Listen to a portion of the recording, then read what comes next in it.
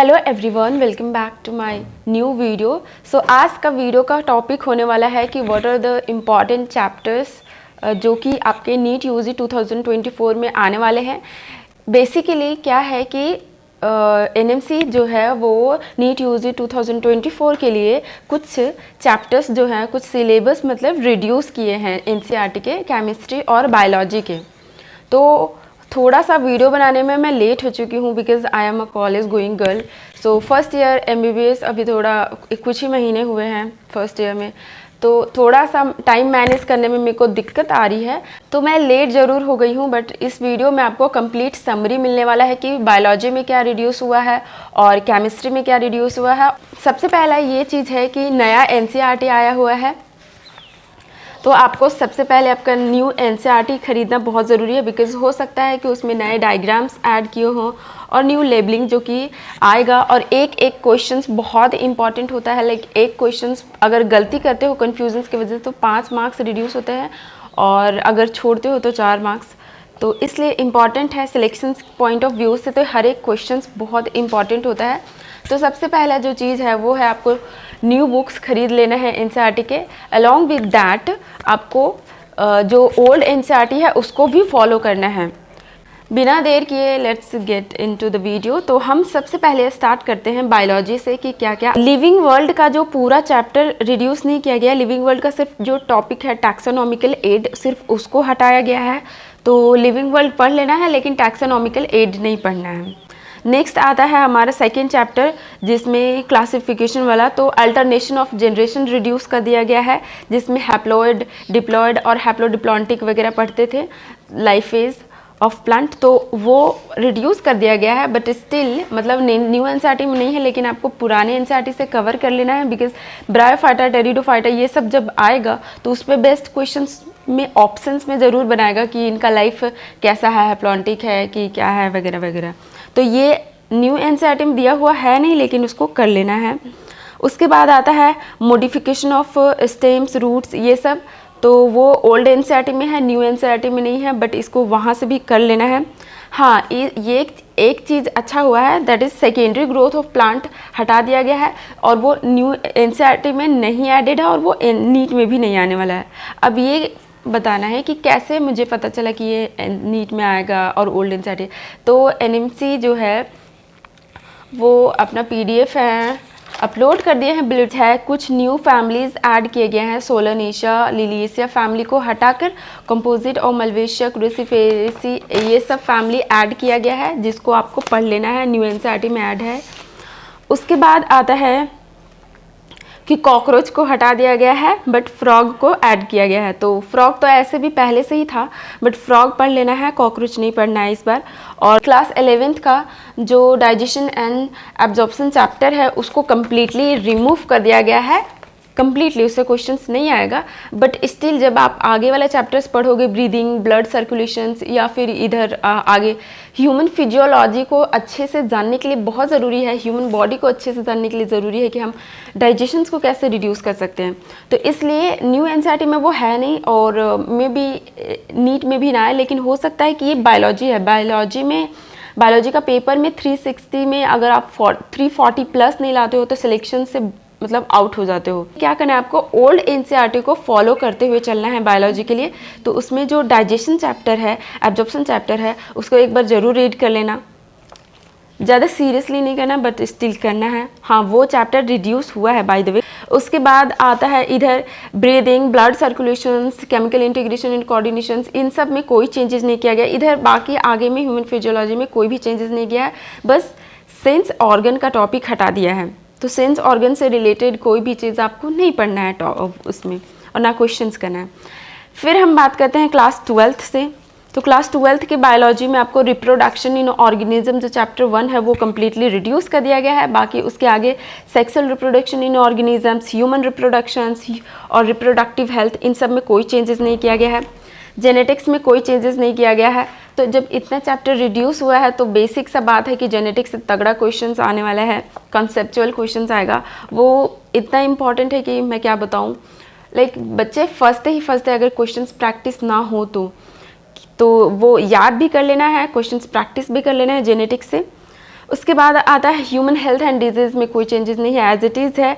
Strategy of enhancement of food जो है ये चैप्टर ख़त्म कर दिया गया है। वाओ, तो ये प्लस पॉइंट है कि strategy of enhancement of food ख़त्म कर दिया गया है। माइक्रोब्स वाला चैप्टर है ही, बायोटेक्नोलॉजी में कोई चेंज नहीं है। इन्वायरमेंटल इशू चैप्टर रिड्यूस कर दिया गया है। उसके बाद इकोसिस्टम का सक्सेशन टॉपिक रिड्यूस कर दिया गया है। और ओवरऑल बस ये है पूरी बायोलॉजी का थीम। तो बेसिक सा बात है कि मैं ये ट्राई करूँगी कि वैसे तो इतना अच्छा लिखा हुआ नहीं है, बट मैं इसको अपलोड कर दूँगी कम्युनिटी पोस्ट पे अपने कॉपी का। बट स्टिल मैं जैसे बोल रही हूँ या इसमें ना, इस वीडियो में आपको पूरे कम्प्लीटली जो भी टॉपिक रिड्यूस हुआ है और चैप्टर रिड्यूस हुआ है बायोलॉजी केमिस्ट्री का, और तो वो आप ना एक पेपर में लिख लो कि क्या क्या है, या बार बार देखते रहो कि ताकि पता चले कि उसमें आपको टाइम नहीं देना है। नेक्स्ट टॉपिक जो है वो है केमिस्ट्री का। केमिस्ट्री में देखते हैं कि कौन कौन सा चैप्टर रिड्यूस हुए हैं कम्प्लीटली। सो बहुत ही इंटरेस्टिंग है कि लाइक इनऑर्गेनिक्स भी इतना ज़्यादा याद करना पड़ता था, और एक्सेप्शंस था कि क्या बताऊँ, इनऑर्गेनिक में most of the chapters inorganic से रिड्यूस किए गए हैं। लेकिन प्रॉब्लम ये है कि फिजिकल केमिस्ट्री हटाता तो अच्छा होता, बट ठीक है, क्योंकि ये इनऑर्गेनिक तो बच्चे फिर भी कर लेते हैं, बट स्टिल उन्होंने जिनको इनऑर्गेनिक्स का नहीं याद आता है, एक्सेप्शनल से बेसिक क्वेश्चंस मोस्टली आते थे, तो वो नहीं याद आते, तो उनके लिए गुड न्यूज़ है। तो इनऑर्गेनिक में अगर हम बात करें क्लास 11th में, तो हाइड्रोजन चैप्टर रिमूव कर दिया गया है, एस ब्लॉक रिमूव कर दिया गया है, और उसके बाद क्लास 12th का मेटलर्जी रिमूव कर दिया गया है। पीरियोडिक टेबल वैसा ही है, केमिकल बॉन्डिंग भी वैसा ही है, पी ब्लॉक में ग्रुप 13 to 18 वैसे ही हैं, और उसके बाद डी एंड एफ ब्लॉक। तो इंटरेस्टिंग बात ये है कि पीरियोडिक से आता ही था, पी ब्लॉक से तो मोस्टली क्वेश्चंस आता ही था, केमिकल बॉन्डिंग तो किंग ऑफ केमिस्ट्री है ये चैप्टर। सो इंटरेस्टिंग बात ये है कि जब ये 3 चैप्टर हटा दिया, हाइड्रोजन, एस ब्लॉक, मेटलर्जी, तो बेसिक सा बात है कि डी एंड एफ ब्लॉक पे आपको कम्प्लीटली बहुत ज़्यादा मतलब रिलाई करना होगा, फोकस करना होगा इस चैप्टर पे, इससे ज़रूर क्वेश्चंस बनेंगे बढ़िया बढ़िया। उसके बाद नया चीज़ जो ऐड किया गया है वो है टाइट्रेशंस एंड साल्ट एनालिसिस और आइडेंटिफिकेशंस ऑफ फंक्शनल ग्रुप्स। तो टेस्ट लाइक होता है ना, जो टेस्ट होता है टाइट्रेशन, साल्ट एनालिसिस, इस पे बेस्ट क्वेश्चंस आएंगे, जो कि प्रिपरेशन फेज़ में तो आपका होता नहीं है, बट हाँ कहीं ना कहीं यूट्यूब पे तो ये अपलोड कर दिया जाएगा, तो इसको बस कॉपी में छाप लेना है एंड देन इसको रट लेना है, बिकॉज प्रैक्टिकल्स तो आपको MBBS कॉलेज में आके ही होगा, और नहीं तो फिर 11th 12th में हुआ होगा तो वो वहाँ से याद कर लेना। नेक्स्ट मोल कॉन्सेप्ट में अब हम चलते हैं फिजिकल केमिस्ट्री की ओर। तो उसमें मोल कॉन्सेप्ट में कोई चेंजेस नहीं किया गया है, एटॉमिक स्ट्रक्चर में कोई चेंज नहीं है, थर्मोडाइनमिक्स में नहीं, सॉल्यूशंस में नहीं। हाँ, इसमें इक्विलिब्रियम में भी कोई चेंज नहीं किया गया है, केमिकल काइनेटिक्स में कोई चेंज नहीं है, कोऑर्डिनेशन चैप्टर जो है उसमें कोई चेंज नहीं है। तो चेंज क्या है, कौन कौन से चैप्टर रिड्यूस हुए? तो रिड्यूस्ड चैप्टर्स का बात करेंगे फिजिकल केमिस्ट्री में। तो क्लास 11th में स्टेट ऑफ मैटर जो था, लाइक गैसियस स्टेट वाला चैप्टर ख़त्म कर दिया गया है, और क्लास 12th का सॉलिड स्टेट और सरफेस केमिस्ट्री, ये 2 चैप्टर रिमूव कर दिया गया है, रिड्यूस कर दिया गया है। क्लास 12th का कौन कौन सा? सॉलिड स्टेट और सरफेस केमिस्ट्री। ऑर्गेनिक में कुछ भी देखो, ऑर्गेनिक में GOC एज इट इज़ है, नॉमेनक्लेचर एज इट इज़ है, IUPAC एज इट इज़ है। तो रिड्यूस क्या किया गया है? तो क्लास 11th का इन्वायरमेंटल केमिस्ट्री जो था उसको रिड्यूस कर दिया गया है ऑर्गेनिक से, और क्लास 12th का polymer and chemistry in everyday life, ये दोनों चैप्टर्स ख़त्म कर दिए गए हैं, मतलब रिड्यूस कर दिया गया है। और हम लोग के टाइम पे इस पे हम लोग ज़रूर करते थे ये 3 चैप्टर, क्योंकि रहता था कि कॉन्सेप्चुअल बेस तो आएगा ना, आएगा तो जो भी है NCERT से एज इट इज़ आएगा, तो इंटरेस्टिंग था, लाइक हम कम टाइम में कर लेते थे। बट अभी ये 3 चैप्टर ख़त्म कर दिए गए हैं, रिड्यूस कर दिए गए हैं, आपके नहीं आने वाले NEET UG 2024 में। तो बेसिक सा बात है कि आप अपना लाइक जो आइसोमेरिज्म चैप्टर है, GOC, नोमेनक्लेचर, उधर सारा बात कर लो, अल्डिहाइड, कीटोन्स, नाइट्रोजन वाला, अमाइनो एसिड्स, तो अच्छे से करने की ज़रूरत है। तो जितना भी आएगा ऑर्गेनिक में अब आएगा रट्टा वाला नहीं, बल्कि आएगा कॉन्सेप्चुअल, तो इसको आपको ध्यान में रखना है। And now summary of the video is कि कौन कौन से चैप्टर केमिस्ट्री के रिड्यूस किया गया है एक बार में लास्ट टाइम। तो हाइड्रोजन चैप्टर नहीं आने वाला है, एस ब्लॉक नहीं आने वाला है, मेटलर्जी नहीं आने वाला है, ये 3 चैप्टर हैं। उसके बाद फिजिकल केमिस्ट्री में जो आपको नहीं आने वाला है वो है solid state, surface chemistry and gaseous state. ये 3 चैप्टर नहीं आएंगे। ऑर्गेनिक से जो नहीं आने वाला है वो इन्वायरमेंटल केमिस्ट्री, पॉलीमर्स और केमिस्ट्री इन एवरीडे लाइफ, ये नहीं आने वाला है। 3 चैप्टर, इधर का 3 चैप्टर। सो ओवरऑल टोटल जो होता था पहले 98 चैप्टर्स पढ़ने के लिए होता था, अब हो गया है 79 चैप्टर्स। अगर हम बायोलॉजी का सार अगर निकालते हैं इस चैप्टर से कि क्या क्या रिड्यूस हुआ है और क्या क्या रिड्यूस नहीं हुआ है, तो ठीक है। क्लास 11th में लिविंग वर्ल्ड का टैक्सोनॉमिकल एड्स नहीं पढ़ना है।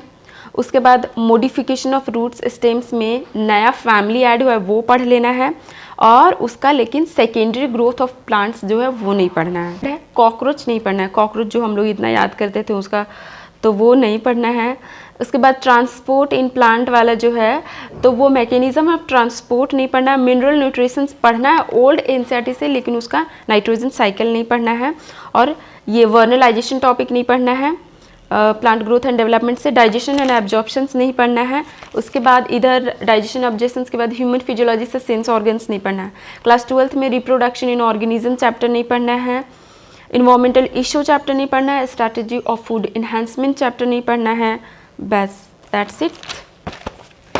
सो अब मैं लाइक इतना ज़्यादा चैप्टर्स रिड्यूस हो गया है, बट थोड़ा सा अपने लाइक कॉन्सेप्ट पे ज़्यादा ध्यान दीजिए, क्वेश्चंस पे ज़्यादा ध्यान दीजिए, क्वेश्चंस प्रैक्टिस पे, और दैट्स इट। हाँ, एक और चीज़, एक एडवाइस जो है वो है कि ओल्ड एनसीईआरटी को कम्प्लीटली छोड़ना नहीं है, बिकॉज उससे टॉपिक्स आने वाले हैं। तो अगर आप न्यू एनसीईआरटी ले लिए और बस उसी को करते जा रहे हैं कलरफुल और उसी को रिवाइज कर रहे हैं, तो गलती मत कीजिए, बिकॉज 2-3 क्वेश्चंस, 4 क्वेश्चंस बल्कि ओल्ड एनसीईआरटी से आएगा ही, क्योंकि कुछ कुछ टॉपिक्स रिमूव किए गए हैं, चैप्टर्स नहीं। Okay, so that's it for today.